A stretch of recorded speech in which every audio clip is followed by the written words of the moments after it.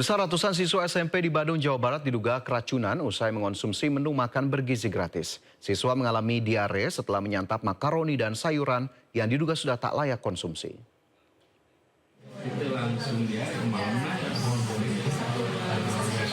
Ratusan siswa SMP Negeri 35 Bandung, Jawa Barat keracunan diduga usai mengonsumsi menu makan bergizi gratis. Para siswa menyantap makanan pada Selasa siang dan gejala keracunan muncul keesokan paginya. Mayoritas siswa mengaku mual, pusing, diare hingga muntah-muntah. Mereka langsung berobat secara mandiri dan tidak ada yang sampai dirawat inap. Adapun makanan yang disantap siswa adalah makaroni dan sayuran yang dimasak pihak catering sejak pukul 1 dini hari.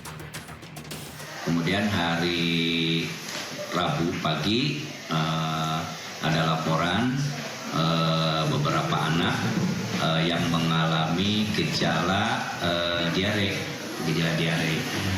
Tapi setelah dikonfirmasi terus ternyata jumlah yang mengalami diare ternyata jumlahnya cukup banyak gitu.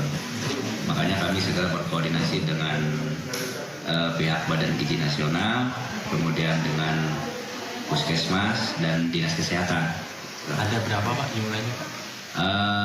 Jumlahnya itu ada yang terdata 342 siswa yang terkena dan 2 orang guru. Saat ini Dinas Kesehatan Kota Bandung masih menyelidiki penyebab keracunan siswa. Sementara sampel makanan masih diuji di laboratorium. Dari Bandung, Jawa Barat, Billy Maulana Fikran, iNews melaporkan. Pemirsa, sejumlah masalah membayangi program makan bergizi gratis mulai dari keracunan hingga dugaan korupsi. Pemerintah pun memastikan terus membenahi program unggulan Presiden Prabowo Subianto tersebut.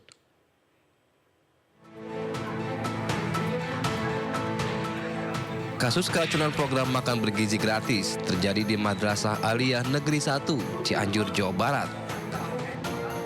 Puluhan siswa harus menjalani perawatan intensif di instalasi gawat darurat RSUD Cianjur usai menyantap hidangan makanan bergizi gratis di sekolahnya. Menteri Koordinator Bidang Pemberdayaan Masyarakat Muhaimin Iskandar meminta Menteri Kesehatan menyelidiki penyebab keracunan dalam program makan bergizi gratis. Nah, itu yang harus dicek sumber utamanya ya. Nah, tolong kepada Kementerian Kesehatan mengecek sumber utama keracunan itu, apakah dari dapurnya, apakah dari proses angkutannya, apakah dari tempat lain. Nah, nanti kita tunggu aja investigasinya.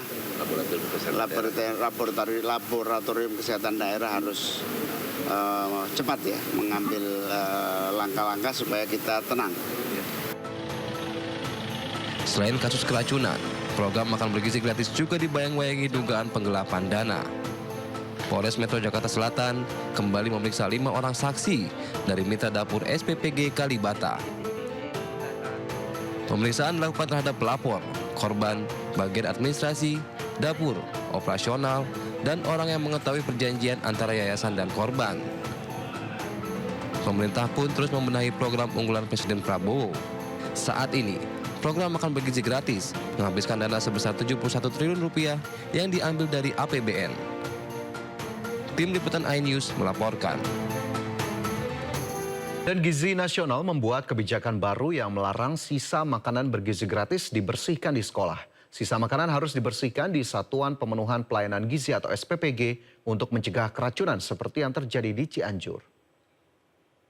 Cianjur, hasilnya untuk penyebab utamanya masih di lab ya. Kita belum cek, hanya ada yang kurang pada saat ngecek itu.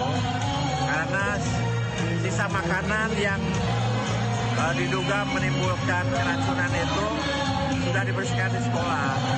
Jadi kami tidak bisa ambil sampelnya. Jadi ini menambah SOP kita bahwa sisa makanan itu tidak boleh dibersihkan di sekolah, harus dibawa ke SPPG.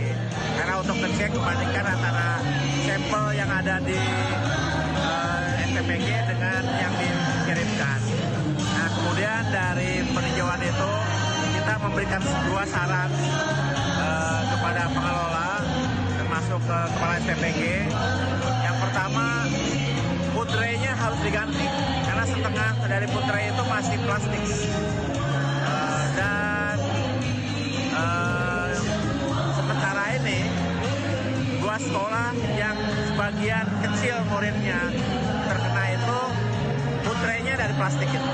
Makanya kami minta segera. Pemirsa, aksi juru parkir meminta tarif parkir pemilik kendaraan roda 4 di depan kampus ITB Bandung, Jawa Barat viral di media sosial.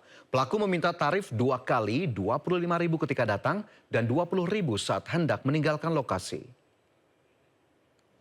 Langsung Pak, memang langsung bayar Pak, semua juga langsung bayar. Lagi-lagi, oknum juru parkir resmi Dinas Perhubungan lengkap dengan logo Kota Bandung meminta uang parkir pengendara roda 4 kembali beredar di media sosial. Peristiwa pemalakan terjadi di Jalan Ganesha di depan kampus Institut Teknologi Bandung. Sang pengendara diminta membayar tarif parkir 2 kali, Rp25.000 ketika datang dan Rp20.000 saat hendak meninggalkan lokasi. Kondisi serupa juga terjadi di kawasan Jalan Taman Sari yang tak jauh dari lokasi pertama. Menurut petugas dinas terkait, kawasan Ganesha masuk dalam zona larangan parkir. Jika ada oknum petugas yang meminta uang kepada pengendara, pihaknya akan menindak tegas dan memproses secara hukum karena masuk kategori pungli. Adanya jukir-jukir liar, kami sudah berkoordinasi salah satunya dengan Kabrut Parkir. Karena di situ parkir itu kewenangannya adalah di juru parkir dan Perhubungan Kota Bandung. Dan kami juga sudah menindaklanjuti laporan dari teman-teman media. Kami juga tidak bisa, salah satunya ada memonitor lokasi parkir yang tidak boleh. Meski pemerintah Kota Bandung sudah membentuk satuan tugas anti premanisme dengan melibatkan TNI Polri dan ASN serta kepala UPT baik terminal maupun pasar, namun aksi premanisme berkedok juru parkir masih merajalela. Dari Bandung, Jawa Barat, Billy Maulana Fingkra melaporkan. Demi mendapat uang Rp800.000, warga rela antri scan retina di Bekasi, Jawa Barat. Mirisnya, pemirsa, mereka tak tahu apa tujuan dan potensi bahaya yang dapat terjadi dari prosedur scan retina yang diikuti.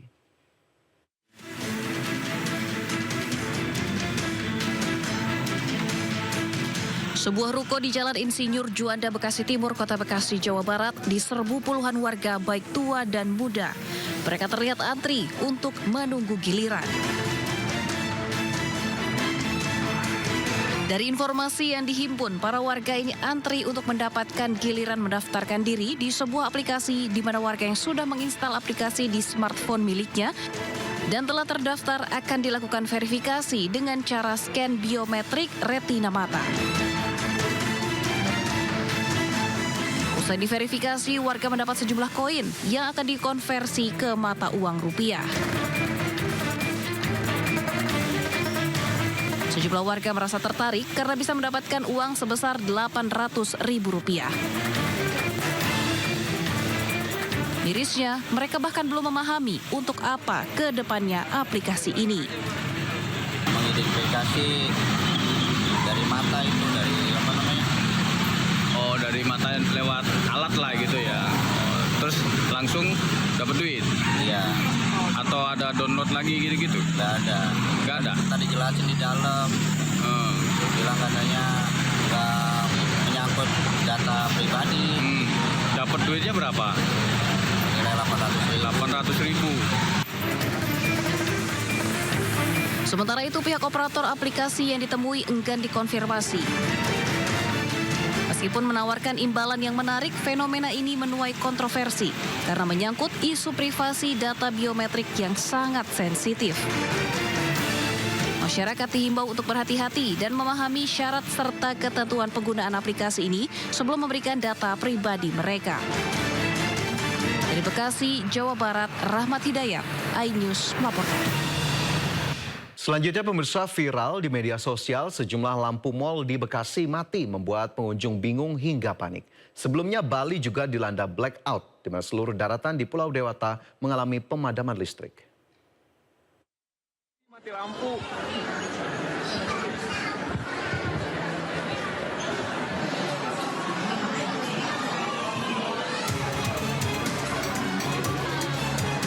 Sebuah video viral memperlihatkan sejumlah mal di Bekasi mengalami mati listrik atau mati lampu pada Sabtu sore. Situasi di dalam mal seperti area food court, bioskop, lobi, dan beberapa tenan gelap gulita akibat mati lampu. Sejumlah pengunjung dibuat bingung hingga panik karena listrik padam cukup lama. Listrik diinfokan padam sejak pukul 5 sore dan berlangsung selama 3 jam. Pihak PLN meminta maaf atas peristiwa ini dan sudah memastikan listrik kembali menyala sekitar pukul 7:30 malam. PLN menyebut pemadaman listrik akibat ada gangguan pada sistem jaringan tegangan tinggi 150 kV yang berdampak pada pasokan listrik di wilayah Bekasi.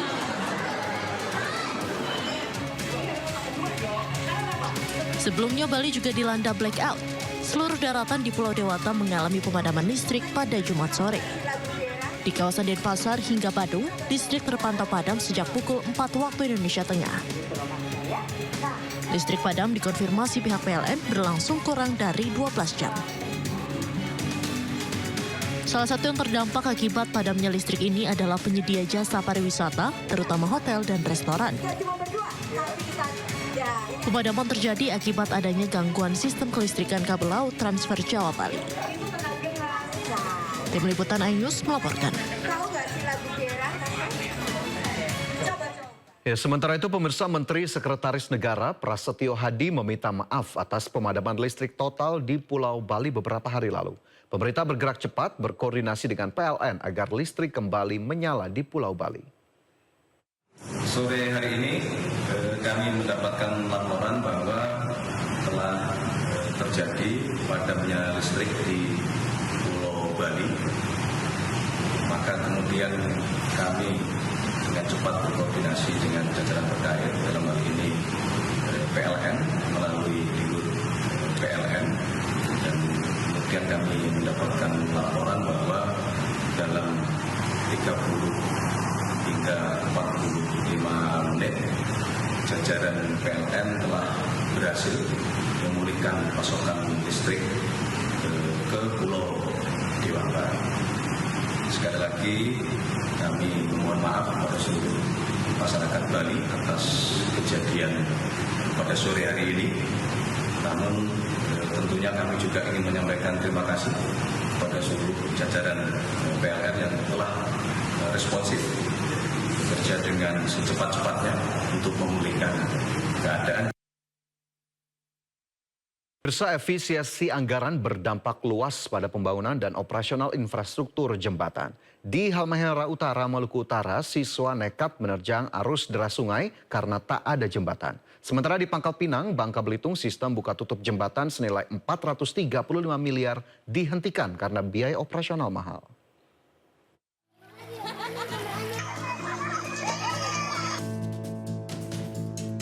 Demi bersekolah, puluhan siswa SMP Negeri 18 di Desa Asmiro, Kabupaten Halmahera Utara, Maluku Utara harus berjuang. Mereka nekat menerobos derasnya sungai Aka Asmiro. Tak jarang arus deras sungai memaksa siswa menyeberang harus dibantu warga. Ataupun mereka harus berpegang pada batang pohon pisang. Pemerintah Kabupaten Halmahera Utara mengaku anggaran minim menyulitkan pembangunan infrastruktur jembatan di desa terpencil seperti Desa Asmiro.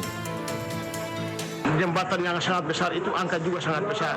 Saya mohon kepada pemerintah daerah Provinsi Maluku Utara maupun pemerintah pusat, ya tolonglah hal ini juga menjadi perhatian sehingga tidak menjadi tanggung jawab pemerintah daerah kabupaten saja. Menjadi kisah ironi memilukan, perkembangan dunia pendidikan terganjal oleh infrastruktur. Sementara jembatan emas berdiri megah di Pangkal Pinang, Bangka Belitung tak lagi beroperasi. Tak satupun kendaraan dapat melintas jembatan untuk keluar masuk pelabuhan Pangkal Balam. Sistem buka tutup pada jembatan dihentikan karena operasional jembatan memboroskan anggaran. Setahun biaya operasional jembatan menelan hingga 1,6 miliar rupiah. Padahal pembangunan jembatan emas menelan anggaran fasilitas 435 miliar rupiah. Jembatan ini tidak mungkin lagi kita tutup, karena biayanya 1,6 M setahun. Hanya ngangkat itu doang, belum karyawannya.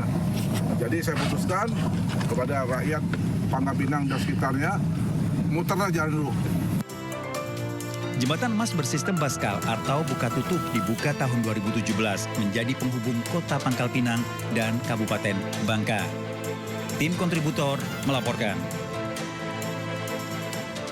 Informasi lain, pemirsa, ratusan siswa SMP di Bandung, Jawa Barat diduga keracunan usai mengonsumsi menu makan bergizi gratis. Siswa mengalami diare setelah menyantap makaroni dan sayuran yang diduga sudah tak layak konsumsi.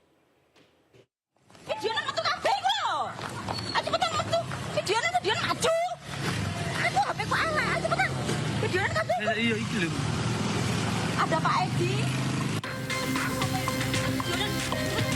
Sebuah video viral di media sosial menunjukkan gudang UD Sentosa Sil di kawasan Margo Mulyo, Surabaya, Jawa Timur diduga kembali beroperasi meski disegel. Sejumlah karyawan pun panik keluar gudang dan berlarian, sementara sebagian segel yang dipasang Satpol PP lepas. Usai video ini viral, Satpol PP Kota Surabaya langsung mendatangi lokasi gudang dan merantai pagar gudang. Sementara itu, Pemkab Surabaya akan mempidanakan pemilik usaha jika terbukti tetap menjalankan operasi. Sentosa Sil kemarin dibuka. Tiba-tiba ada kabar dibuka itu. Setelah itu saya langsung menghubungi Pak Kapolres Tanjung Perak. Saat itu juga langsung didatangi oleh Satpol PP, Pak Fisher sendiri yang hadir bersama dengan jajaran kepolisian. Sudah kita tutup, setelah itu dirantai dan dibuat berita acara langsung dengan Diana ya? Diana. Dengan Diana dan suaminya langsung buat berita acara. Kalau di dalam itu adalah peringatan. Nah, dilakoni meneh, ya kita sampaikan terkait dengan hal-hal yang lainnya. Tapi ini adalah ketika dia meminta segel ini, maka ada peringatan ketiga yang sudah kita lakukan, peringatan pertama yang sudah kita lakukan ini kedua. Yang nanti ketiga pun ya kita akan membuat pidananya. Penyegelan gudang usaha UD Sentosa Sil milik Jan Hewadiana dilakukan karena tidak memiliki izin daftar gudang. Selain itu, UD Sentosa Sil juga diduga menahan ijazah sejumlah karyawannya. Kasus penahanan ijazah terkuak usai video viral Wakil Wali Kota Surabaya Armuji membantu mengambilkan ijazah mantan karyawan yang ditahan oleh perusahaan UD Sentosa Sil milik Jan Hewadiana. Dari Surabaya, Hari Tambayong, iNews melaporkan.